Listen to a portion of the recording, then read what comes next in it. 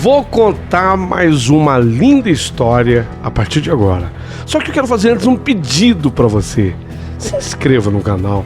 É um gesto tão simples para você e tão significativo para o canal.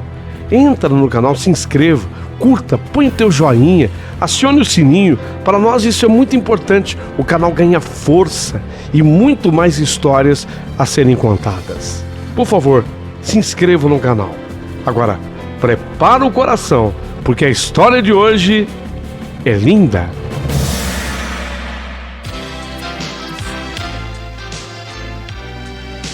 Rádio Emoção, Paulinho Boa Pessoa. A verdade de cada um.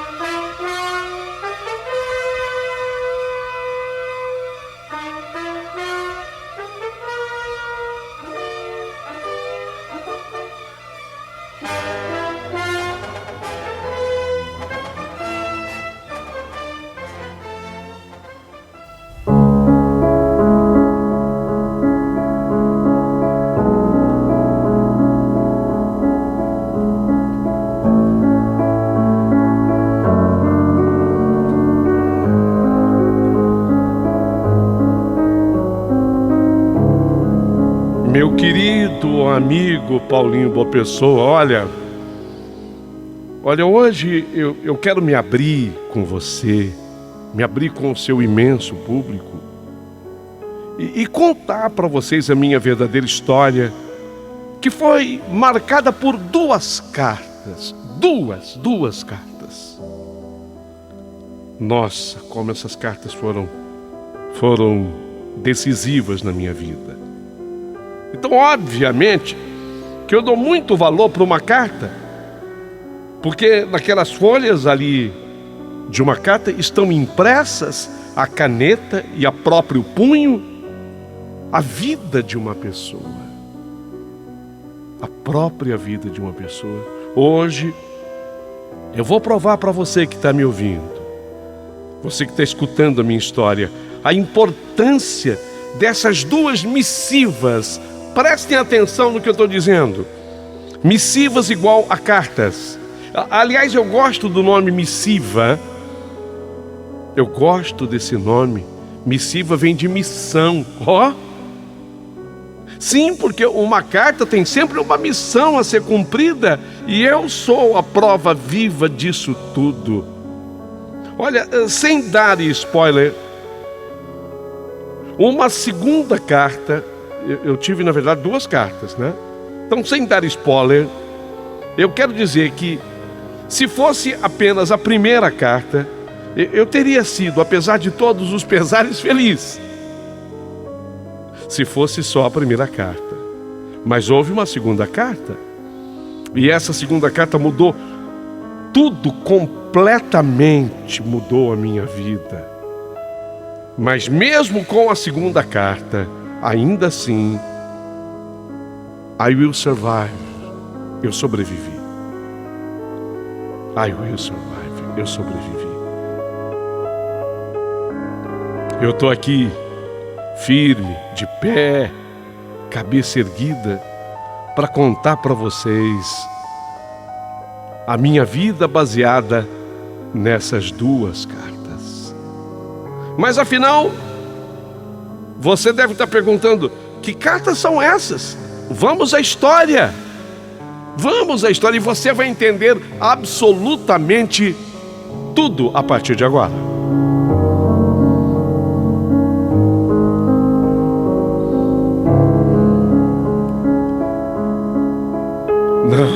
Não, eu não entendia por que a minha mãe não gostava de mim.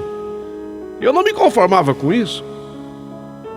Eu tinha uma amada amiga, a Selma, e eu via o relacionamento da Selma com a mãe dela, e era tão diferente do meu relacionamento com a minha mãe. Ela era tão amada, a Selma era tão amada por sua mãe e recebia tanto carinho. Eu queria ter uma mãe igual a da Selma, eu pensava. Eu queria ter uma mãe igual a dela, mas a minha era tão diferente, seca, bruta. nunca me dava um sorriso, me tratava com aridez, rispidez, secura. Era mais ou menos assim: Tânia, já escovou os dentes? Então vem logo tomar o café. Vai, você está atrasado para a escola, se arruma, vai. Não havia carinho. Era quase uma indiferença. E quando eu chegava da escola, a mesma coisa. Tânia, de novo sujou a blusa da escola. Primeiro vai lavar a blusa. Aqui você não tem empregada. Lava a blusa e depois vem almoçar. Agora fazer a lição, Tânia. Sabe quando você não recebe nenhuma palavra de afeto? Sabe quando você não recebe nenhum carinho? Você é tratada como qualquer coisa, e é tratada com casca e tudo, e sempre diminuída por sua própria mãe? Eu não me conformava. Não, ela não me batia. Havia um limite. Ela não triscava a mão em mim. Havia um limite, eu percebia claramente que havia. Ela não me batia. De vez em quando a Selma até dizia: mas a minha mãe de vez em quando me bate. A minha mãe de vez em quando puxa meu cabelo. A minha mãe de vez em quando puxa minha orelha. Me dizia a Selma. Eu dizia para a Selma assim: mas eu queria que a minha mãe fizesse isso também. Ela podia me bater. Ela podia puxar meu cabelo. Ela podia puxar minha orelha. Mas que ela me desse carinho, amor, igual você recebe da tua mãe. A minha mãe era muito diferente, mas por quê, hein? Afinal de contas, por quê? Se toda mãe é amor, e dizem que amor incondicional. Então foi assim, até quando eu já tinha 12 anos. Naquele dia eu cheguei da escola, e antes de eu entrar em casa, eu escutei a Mafalda, a senhora que trabalhava lá em casa, conversando com a minha mãe. E quando eu ouvi o que Mafalda estava dizendo, eu parei nos meus passos, fiquei na varanda lá de fora, com a orelha praticamente encostada à porta da sala, e escutando tudo que a Mafalda dizia para minha mãe. E o que ela dizia era assim: dona Marilene, a senhora fala assim porque a Tânia não é mesmo sua filha de verdade. Se fosse, a senhora veria que tudo seria diferente. A senhora é madrasta dela. Agora, quando é filha mesmo, filha de verdade, quando sai da nossa barriga, quando é sangue do nosso sangue, aí é tudo diferente, sabe, dona Marilene? É por isso, dona Marilene. Meu Deus, o que eu estava ouvindo? O que eu estava escutando? Então a Marilene não era a minha mãe de verdade? Ela era a minha madrasta? Peraí, por isso que ela me tratava daquele jeito, com frieza e até com indiferença. O que eu estou escutando? Até aquele dia eu era muito triste. Eu vou repetir. Até aquele dia eu era muito triste. Mas por incrível que possa parecer, nesse dia e desse dia para frente, eu senti uma espécie de alívio. Alívio? Alívio, Tânia? Sim, alívio. Parece incrível, né? Mas é isso mesmo, eu me senti aliviada, porque eu ficava... Quer dizer, para mim, agora ficava explicado, entende? Tânia, como assim? Eu não estou conseguindo te entender. Eu serei mais clara. Para mim ficava explicado que a Marilene não poderia mesmo me dar amor, porque ela não era minha mãe. Ela agia como se esperava que agisse uma madrasta? Então é por isso que ela me trata assim. Ela não é minha mãe, é minha madrasta. Bom, agora estou entendendo. Porque tudo que a gente quer às vezes é entender. Agora ficou claro. Fiquei de um jeito que, confesso, fiquei passada. A descoberta era muito importante. Mas agora pelo menos eu estava entendendo o que se passava no meu relacionamento com a Marilene.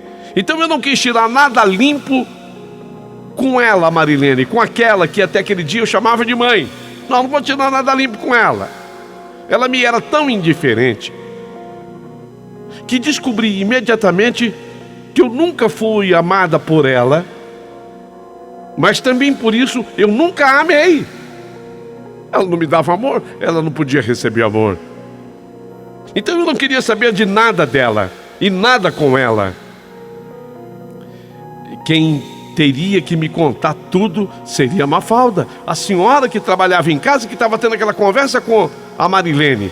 A Mafalda vai ter que me contar tudo. Aliás, eu sempre me dava melhor com a Mafalda, a senhora que trabalhava em casa, do que com, entre aspas, minha mãe.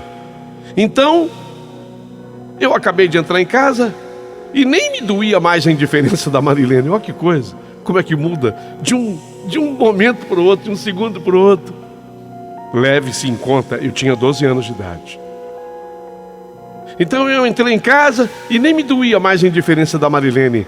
Ela me tratou com aquela frieza de sempre, enquanto que eu me troquei, dessa vez não sujei a blusa, e fui almoçar. Naquele mesmo dia após o almoço, a Marilene saiu para suas compras. E eu aproveitei, já que eu fiquei sozinha em casa com a Mafalda, eu encostei a Mafalda na parede. Eu queria saber tudo. Tudo sobre o que ela tinha falado para a Marilene. Dona Mafalda, eu escutei tudo que a senhora falou para a Marilene. Eu escutei tudo. A Mafalda, ela me olhava assim com os olhos arregalados, incrédula. E eu continuei falando. Escutei tudo que a senhora falava para a Marilene. Eu já sei, ela não é minha mãe, né? Ela não é minha mãe, escutei a senhora falando. Eu quero saber, me explica tudo. Como é que a senhora ficou sabendo disso? Como é que a senhora descobriu isso? A Mafalda, ela tentou engolir as palavras, mas já era tarde. Palavras acompanhadas de som saem da boca e elas não voltam jamais. E se entram em ouvidos sequiosos por saber, curiosos ao extremo, é preciso repetir essas palavras. Não houve desculpa que me acalmasse. Ela tentou. Eu tinha 12 anos, ela tentou. Ela tentou sair pela esquerda, pela direita, pelo centro, tentou me driblar. Não dava, sem outro jeito, a serviçal Mafalda. Achou que era hora de contar tudo, mesmo correndo o risco de perder o emprego. Ela corria esse risco. Mas tem coisa que é mais importante. Ela sentiu que não escaparia de mim sem me contar o que sabia. Mas não era só isso. Principalmente, ela sabia de tudo, não só de ouvir dizer, porque ela tinha escutado falar muita coisa a esse respeito, mas não era só isso. Não era só o ouvir dizer. Principalmente, ela tinha lido a carta. A primeira carta. Ela tinha lido a carta que ficava escondida entre as roupas de meu pai, que era ela quem cuidava. Ficava no bolso interno de um paletó, esquecido num cantinho do armário dele. E Mafalda lera a carta, porque ela não podia resistir ao segredo que uma carta escondida entre as roupas de papai trazia. Não se esqueça nunca que carta é uma missiva, e carta tem uma missão. Eu não me conformei apenas com as palavras de Mafalda, eu também queria ler a carta. Eu tinha 12 anos, dominava muito bem a leitura. Por incrível que pareça, a Mafalda entregou a carta trêmula, as mãos trêmulas. E eu apanhei aquela carta e quis lê-la in toto, inteira. Por incrível que pareça, foi um peso que eu tirei do coração. Volto a repetir. É compreensível que uma madrasta não goste da enteada, mas que uma mãe não goste de sua filha é muito doloroso.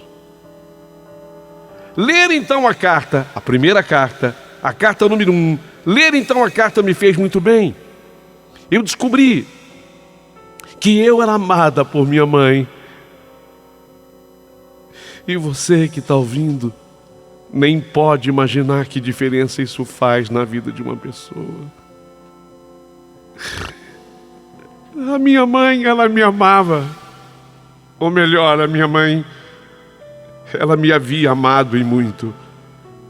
E por que não dizer, o meu pai também, do seu jeito omisso, mas o meu pai também me amava. Sabe, na medida que eu lia cada palavra daquela carta, eu chorava. Eu não conseguia segurar as lágrimas, e quando eu espiava para Dona Mafalda, ela estava chorando também. Eu chorei em cada palavra ali, inscrita com alma, com coração. Chorei, lógico, pelo teor da missiva. Mas me senti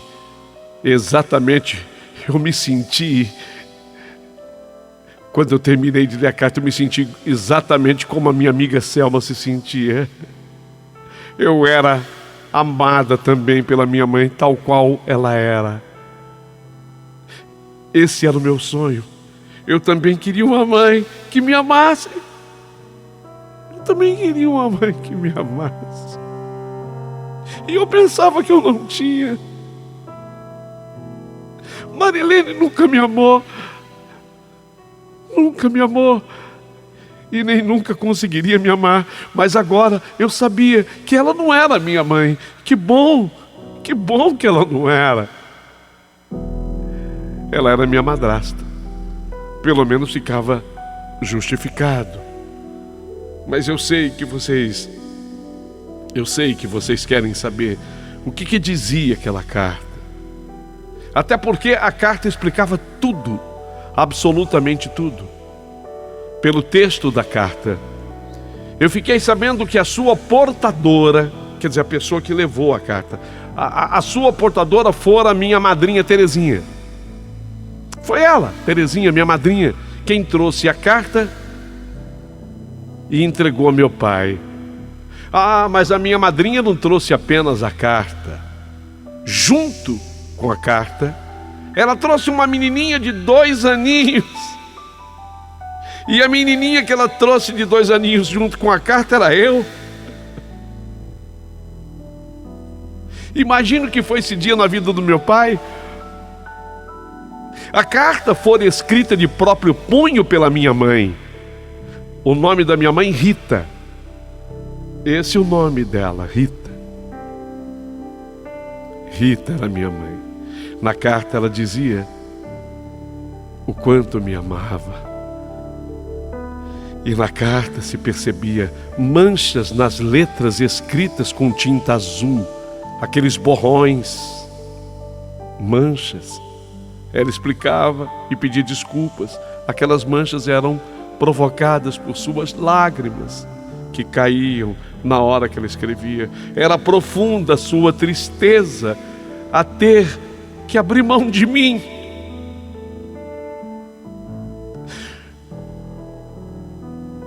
Você não pode imaginar o quanto é difícil para mim abrir mão da minha filha. Numa frase dizia minha mãe: eu estou chorando lágrimas de sangue.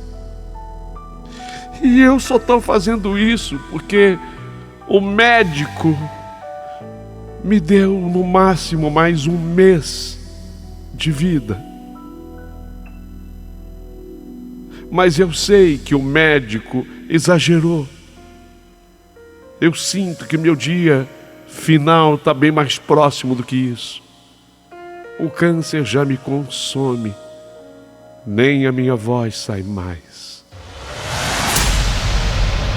Não tenho mais forças para respirar. Cada vez que eu puxo o ar, tudo me dói. Cada célula me dói. O problema era nos pulmões, tomados pelo câncer. Já havia metástase por todo o corpo. Diante do quadro, a minha mãe seguia na carta dizendo que escolheu minha madrinha Terezinha. A Terezinha já era minha madrinha. Missão de madrinha para que ela me levasse até o meu pai. Minha mãe pedia perdão, porque sabia que meu pai já estava casado com a Marilene. E que jamais ela faria isso se ela tivesse outra opção. Não tinha. Jamais eu faria isso se eu tivesse uma outra opção, mas eu não tenho. Então eu te peço, cuida da minha filha. Mas olha, escuta. Você vai cuidar da minha filha com tudo o que for necessário. Você não vai deixar faltar para minha menina nada, absolutamente nada, porque se isso acontecer, se você deixar faltar qualquer coisa para minha menina, se isso acontecer, eu, mesmo estando em outro plano, eu não vou te dar sossego, eu não vou te dar paz. Nem que eu tenha que ir para o inferno, nem que eu tenha que encarar capeta, eu não vou te dar sossego. Não duvide você do amor de uma mãe, mesmo depois que uma mãe morre, porque ainda assim, mesmo depois de morta, uma mãe seria capaz de vingar-se a qualquer maltrato feito à sua filha, ao seu filho. E minha mãe dizia ainda na carta, no fechamento: eu amo a Tânia mais do que a minha própria vida. Se eu sofro com a proximidade da minha morte, não é porque eu vou deixar esse mundo, mas porque eu vou deixar minha filha. Digo-lhe, cuida da minha filha. Com todo carinho, com todo amor, com todo esmero. Não deixe faltar nada a ela. Senão, eu volto para me vingar. Eu li essas palavras, eu chorava. Meu Deus, como eu era amada pela minha mãe, eu não sabia disso. Até aquele dia eu não sabia disso. Meu Deus, como a minha mãe me amava. Ou seja, a carta, ao mesmo tempo que era triste, ela era também um alento. Para mim era, porque eu não me imaginava amada, sabe? E agora sim, a minha mãe me amava. E eu entendi, aliás, eu fui entender anos depois, que em todas essas ameaças da minha mãe, nas entrelinhas, era amor. A minha mãe estava querendo dizer o seguinte: ó, eu sou o escudo dela. E quero continuar sendo mesmo depois de morta. Você faz o que eu estou te pedindo, senão... Óbvio que a minha mãe não tinha nenhuma certeza disso, é lógico que não. Mas era o desespero de quem ama, sabe? É isso que é preciso entender. Era o desespero de quem ama. A minha mãe fazia isso em nome do amor. Ela foi obrigada a ameaçar. Nesse dia, eu dei graças a Deus que a Marilene demorou muito nos afazeres na rua, porque eu chorei tudo que eu tinha para chorar. A Mafalda, a senhora que trabalhava lá em casa, chorou comigo. Quando eu terminei de chorar naquele dia, eu tinha só 12 anos. Eu tinha concluído uma coisa, eu havia chegado a uma conclusão. Eu não queria mais ficar morando naquela casa com a Marilene. Eu não queria mais continuar ali. Ela era uma madrasta indiferente à minha pessoa e, honestamente, isso é pior do que uma madrasta má, sabia? Dói mais a indiferença do que um tapa. Estou falando bobagem? Sei lá, mas a indiferença dói mais.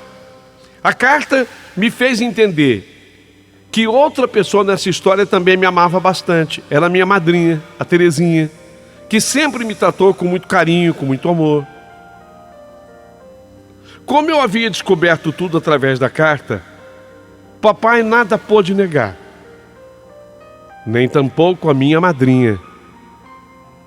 Eles confirmaram que Rita, minha mãe, 2 dias... Ouçam bem isso, por favor.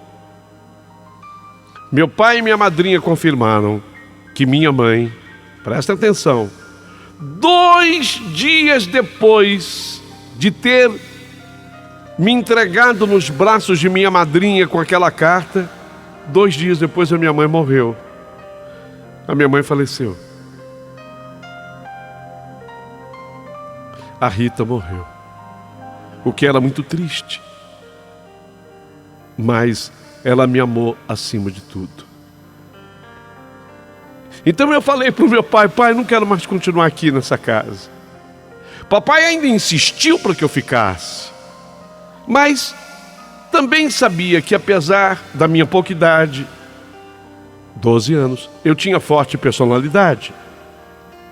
Foi quando ele me propôs aquele colégio interno. O colégio se chama Sagrado Coração de Maria. Era dirigido por irmãs de caridade e ficava no município vizinho ao nosso. Eu fui lá conhecer o colégio, sabe? E eu gostei muito de lá. Aceitei a proposta do meu pai e eu fui para lá. No colégio, era um colégio interno, eu fiquei morando lá. No colégio eu recebia visitas de meu pai, visitas periódicas do meu pai e da minha madrinha. E quando eu tinha algum período de férias, algum feriado assim prolongado, que eu tinha folga, eu ficava na casa da minha madrinha.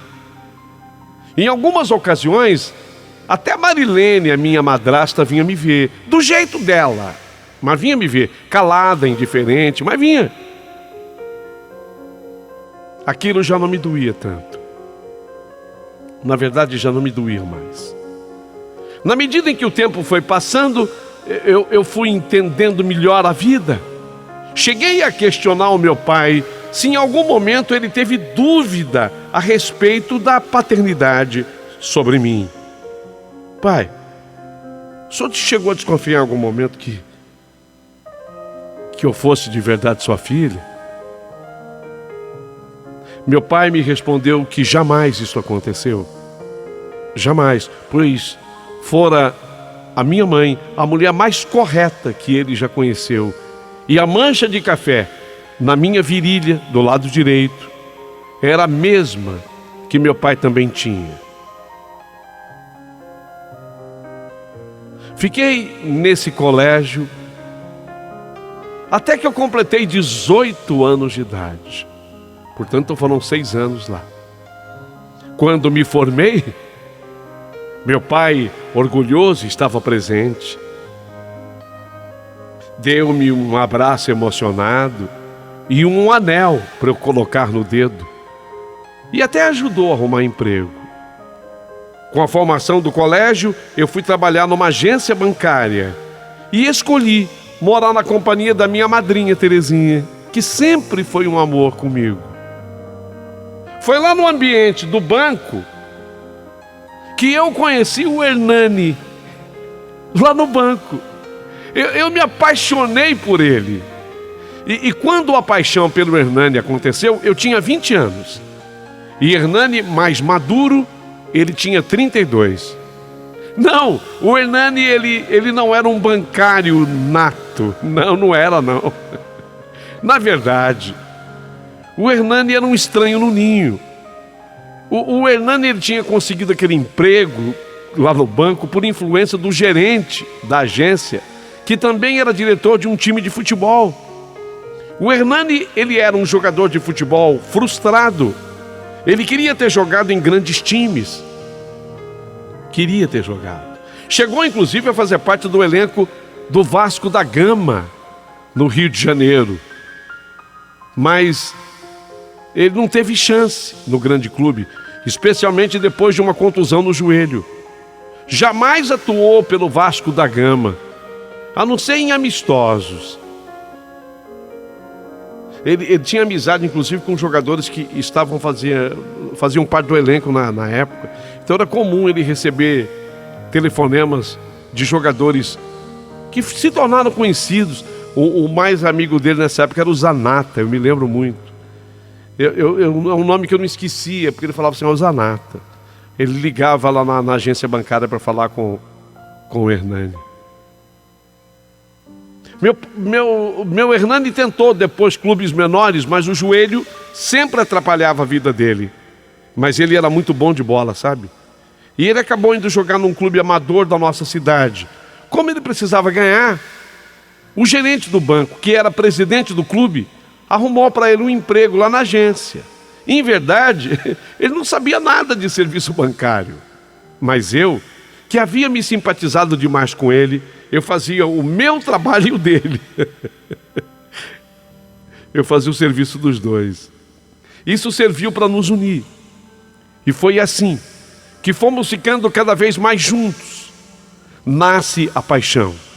E nós começamos a namorar. Eu e Hernani. 1 ano e pouco depois de termos nos conhecido, resolvemos nos casar. Hernani, ele era muito melhor do que eu podia esperar num homem. Como marido, ele fazia todas as minhas vontades. Se desdobrava para me agradar. Eu continuava trabalhando em banco. E ele foi se dedicar ao futebol.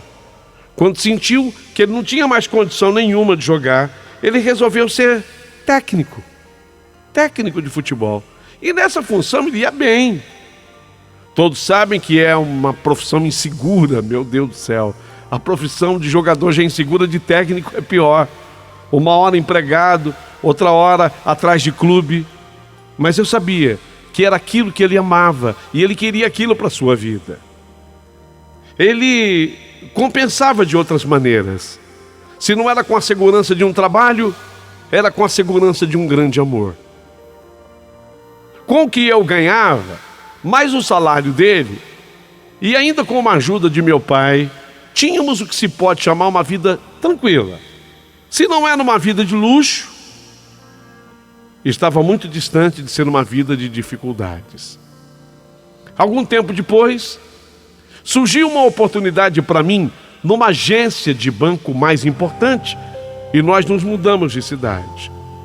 E foi nessa outra cidade que nasceram nossos 2 filhos, Gustavo e Marília. E quando nossos filhos completaram 8 e 10 anos, respectivamente, Gustavo 8, a Marília 10, finalmente apareceu um clube da 2ª divisão de profissionais para contratar o Hernani como técnico.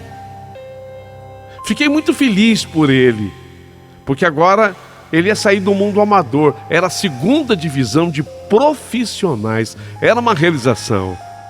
Hernani me diz empolgado: amor, escuta, da 2ª para a 1ª divisão, isso é papo de boleiro, viu?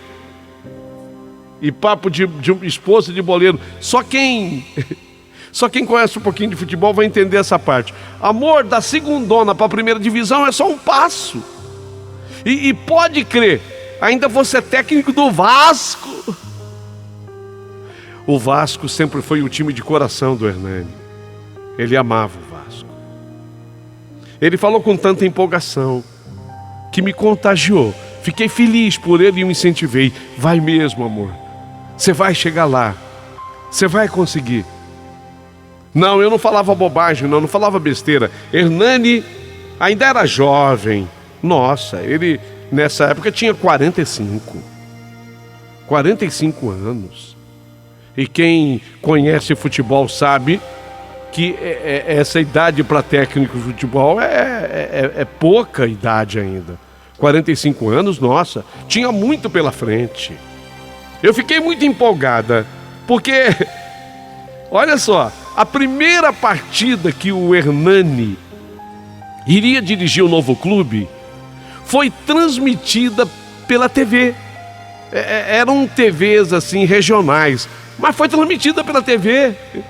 E eu, toda orgulhosa, eu assisti em casa com as crianças. E eu via o Hernani no banco comandando o time, sabe? Dando instruções, fazendo substituições. E eu ficava atento aos comentaristas. Os comentaristas elogiavam. Tô gostando desse novo técnico, hein? Parece que ele tem um futebol moderno. Soube valorizar o fulano. Tirou o Beltrano do time que só atrapalhava. Tá dando chance aos novos valores. Gostei desse técnico. Eu ficava todo orgulhoso. E o time do Hernani, mesmo jogando fora, o time não estava jogando em casa, não. Mesmo jogando fora, o time ganhou de 2-1. Eu amei os momentos em que a câmera de TV deu close nele. Meu amor, estava tão lindo, cabelos grisalhos. E aquele cabelo grisalho deixava ele mais charmoso.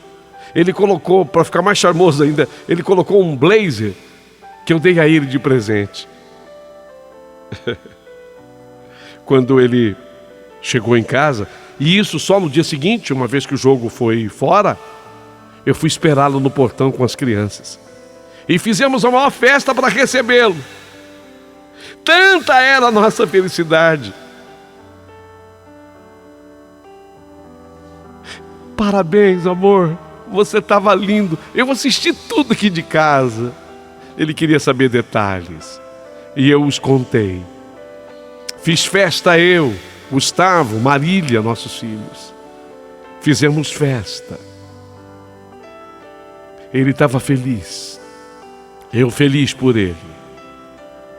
No entanto,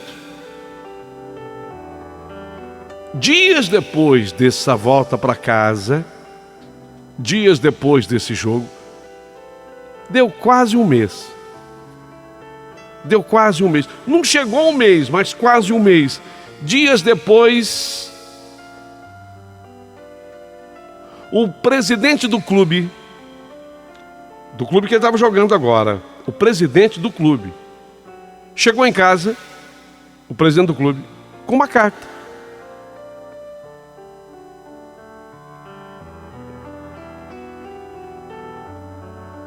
Bom dia, tudo bem, Hernani? Ô, presidente, quanta honra de receber o senhor aqui. Então, ó, eu vim trazer essa carta para você porque ela chegou a mim, mas é para ser entregue a você. E como está escrito aqui, urgente, eu vim trazer a carta para você. Ah, para mim? Puxa. Ô, presidente, não precisava se preocupar. Eu pegava depois no clube e falou, não, fiquei com medo. Sei lá o que é, né? O senhor tem razão. Eu da onde estava, eu vi o Hernani pegar a carta das mãos do presidente do clube. E esta é a segunda carta da minha história. A segunda carta. A segunda missiva, a outra missão de uma carta na minha vida.